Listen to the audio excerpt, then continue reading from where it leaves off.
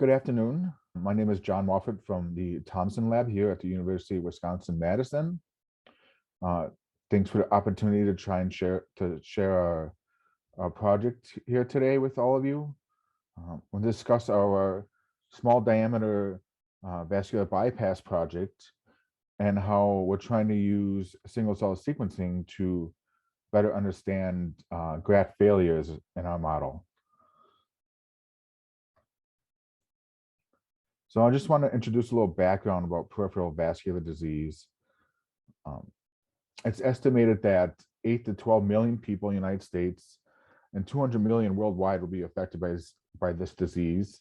And it is expected to rise to over 23 million worldwide by 2030. This is a severe obstruction of the arteries that restricts blood flow to the extremities, and this can result in severe resting pain in feet and toes. In the later stages, sores and wounds. And in some cases, limbs must have to be amputated. The current therapeutic interventions include stenting or vascular bypass. Here I'm showing what the current options for vascular bypass in patients with peripheral arterial disease. And they include both biologics as well as prosthetics. The number one option that surgeons prefer to use would be an artery. And the main examples of arteries used for bypass would include the radial artery and the internal thoracic artery. They have superior patency compared to veins, but they can be challenging to harvest. They have limited by length variable, and they are prone to vasospasms. So I would say more commonly used in vascular bypass is vein bypass grafts, with a greater proportion of being the greater saphenous vein. And they still have decent patency at 72 to 75% by 3 to 5 years. They're easier to harvest in the arteries. With the patency, it's slightly worse than what you see in arteries. There's increased operating time when you're harvesting these vessels. You can have some wound healing issues. And in some cases, there might be limited supply and suitable veins to use for bypass. So they need to preserve these veins for more pressing indications. And in both the cases for the artery and vein grafts, they're limited by the pathophysiological condition of the patients, where some patients may be so sick that they may not have any suitable vessels left to use for bypass. And in these cases, surgeons can use artificial grafts. Most commonly used, shown here, is expanded polytetrafluoroethylene, or EPTFE. And they have moderate success above the knee bypasses at 50% in 5 years. But the below the knee bypasses, the patency rates are not very good after 3 years. So this would be a last choice for surgeons. The pros to using these is they're porous, they have good tissue adhesion and good pliability, but they suffer from high rate of thrombosis and occlusion by myotibial hyperplasia. So they're far inferior to both arterial and venous grafts. Starting, it might have been in the late 80s, this Austrian group decided to see if they can improve the performance of artificial vascular grafts by lining EPTFE grafts with autologous endothelial cells from patients. And here I'm showing two different grafts from 8-year follow-up and a 15-year follow-up of their clinical studies over the years. And you can see in the 8-year follow-up, endothelializing EPTFE grafts greatly improves the patency and performance over a 7-year period. And as you can see, just plain naked EPTFE grafts failed completely by 6 to 7 years. And if you look further along at the 15-year follow-up, you see the primary patency of using autologous endothelial cells on EPTFE grafts leaves the patency about 60% at 14, 15 years, which is close to what you see in venous grafts, whereas secondary patency is much better at almost 90% and limb salvage is at 90%. So using autologous endothelial cells to line artificial grafts seems like a promising therapeutic for peripheral vascular disease. However, there are limitations in that you are harvesting endothelial cells from the patients and you have to expand them in tissue culture. So it takes time, and not all patients will have endothelial cells that expand properly in tissue culture. So our idea to improve upon this is to create off-the-shelf, small diameter EPTP vascular grafts. And the idea is to take ES cells, and in this case, because we're going to be using a rhesus model to study, we're using rhesus ES cells, and we differentiate these cells into arterial-specific endothelial cells, as shown by morphology and the arterial markers DLL4 and CD144. We will see these ACs onto small diameter 3 millimeter EPTP vascular grafts. And then we perform vascular bypasses in the femoral artery. We put an interposition graft into the femoral artery of rhesus macaques. And we're looking at the performance of EPTFE alone, as well as cellularized EPTFE grafts. And these grafts are followed up for 6 months until the 6-month time point or until failure of the graft.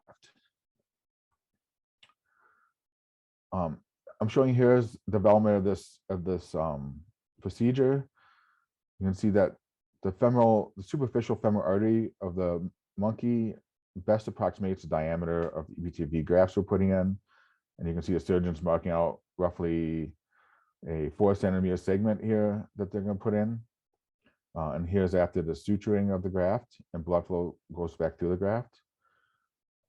We use ultrasounds to monitor the patency of these grafts, and EPTFE is nice to follow on ultrasounds because you can see this double wall structure of the EPTFE graft compared to no structure of the native vessel right there. And you can get ultrasound imaging, nice images of blood velocities going through these vessels. So far, using this model, we have put in grafts where we have completed groups for a naked group, and then we've also completed groups where we used rhesus ESC-derived wild-type AACs, as well as AACs, rhesus ES cells we engineered to mitigate immune response. And these are called AACs that have MHC class 1 and class 2 knockouts in them.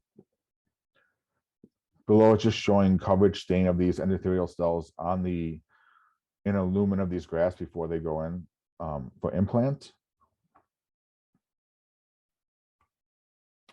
And this is where our current progress is as far as patency rates so far. So we still have a couple animals left in our naked group. You can see right now about half of them have failed, and these are mostly through thrombus. Whereas if you look at the wild type AAC group, 100% of the grafts made it to 6 months. If you look at the cells that were engineered, we call them the double knockout or MHC class 1 and 2 knockout cells. They perform worse than the wild type cells, and at this time, we can't explain why that is. And those failed by thrombus as well as myointerval hyperplasia. So the strategy definitely works using AACs, embryonic stem cell derived AACs to line these artificial grafts. As you can see, we have 100% patency after 6 months. But just showing you here is that even though these grafts are patented, there's different degrees of myointerval hyperplasia we still see them with the grafts once we take them out. So this is what we're trying to understand is what is this importance of this myointerval proliferation and graft failure? And we don't know if these grafts would grow out longer, if these vessels eventually close, if they would sit like this. So we want to better understand how myointerval proliferation leads to graft failure.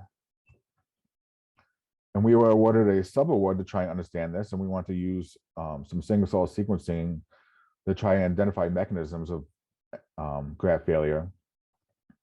And we propose to look both at patent and occluded grafts from these studies, where we sorted out both endothelial cells, so these are defined by DLL4 positive as well as CD144 positive cells, and we sorted out the negative population, which were negative for both markers. We isolated RNA, and then for the endothelial positive population, we're going to run some RNA-seq, bulk RNA-seq. And for that negative population, we want to look at bulk RNA-seq as well as single-cell RNA-seq. And we propose to look at one occluded and one patent graft from each a wild-type group and the double knockout group when it came to single-cell sequencing. And we want to compare the cellular composition of occluded and patent grafts the single cell and bulk RNA sequence to seek out genes, gene sets, and pathways enriched in patent or occluded grafts, and try and identify gene expression signatures of cell types that correlate with graft failure.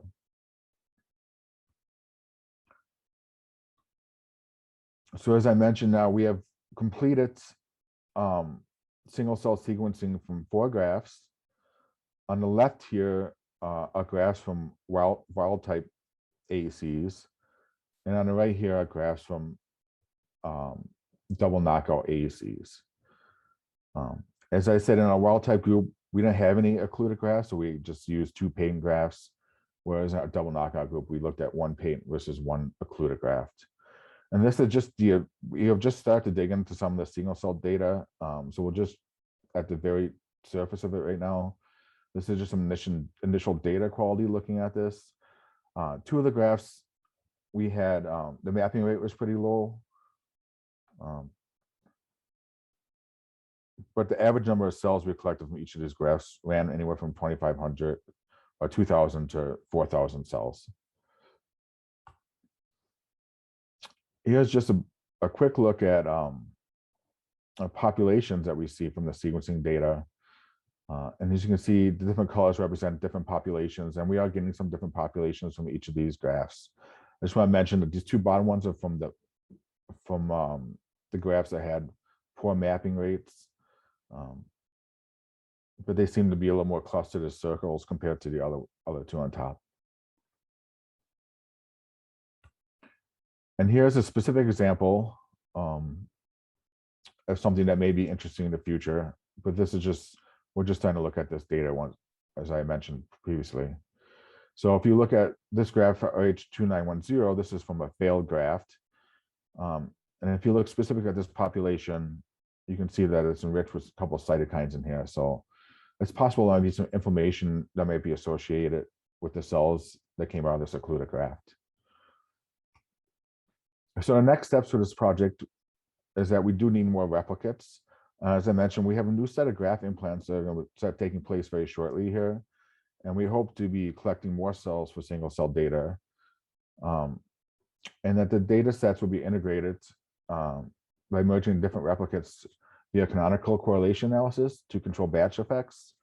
And we want to identify subpopulation specific gene signatures to infer specific cell types, and maybe help us better identify what's involved in graft failure or myointegral hyperplasia. Another thing we're going to be looking at is using single cell to identify donor graft cells remaining versus host cells infiltrating the graft as study endpoint. So we can try and identify whether we have donor cells that remain in the grafts at 6 months, or if they're all gone, and what the identity of these cells are, if they're endothelial or if they're non-endothelial in origin. So with that, I'd like to thank everyone in the Thompson Lab, as well as the PCTC, and I'll take any questions.